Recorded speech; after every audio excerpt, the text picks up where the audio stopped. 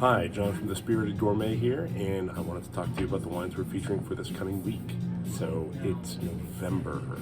I can't believe I'm saying that. Feels like it was just yesterday. It was summertime and warm and delightful outside. It's starting to get chilly, but Halloween's in the rearview mirror. Thanksgiving is bearing down on us. It's time to start talking about Thanksgiving wines, holiday tables. So these are all really sort of themed for that. Let's get started. First, we have from Ronchi di Gialla, a producer in Friuli in northeastern Italy. This is their Ribolla Gialla, and this is just really like a picture-perfect expression for Ribolla Gialla here. There's all these wonderful elements of like candied fruits, like lemon curds, like pulpier fruits. There's wonderful layers and textures here. Almost has like a subtle, like a creamy or custardy kind of note on the finish. It's really just super pretty. Next, from Alsace, we have the main Zinnhumbrechts Gewürztraminer.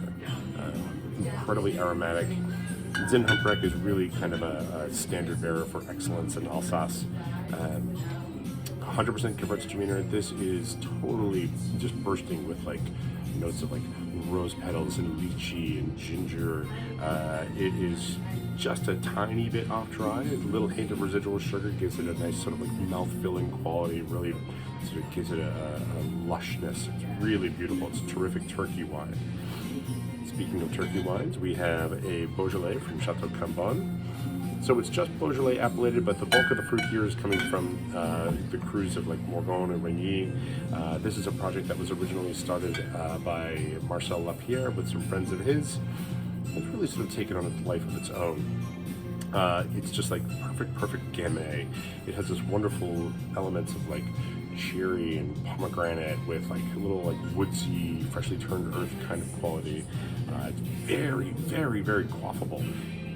Really versatile. It works with a lot of different foods. Also a fantastic turkey wine.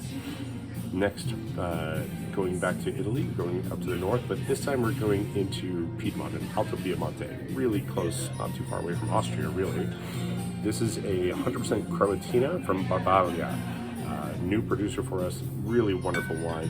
Croatina is really very expressive. There's all kinds of notes of like dark fruits, orange rinds, like tree bark and spice cake.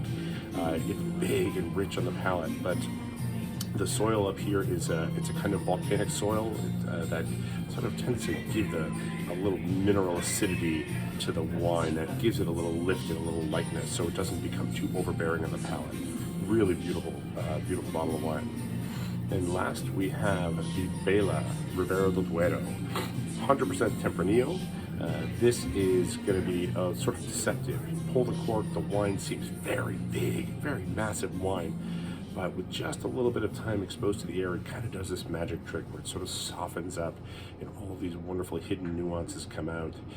There's loads and loads of like red and black fruits, licorice spice. It's like muddled blueberries and cherries with like a little hint of like peppery spice. There are some firm tannins here, but they're really fine grained. Just a beautiful bottle. Great for the cool weather. Great with like a roast.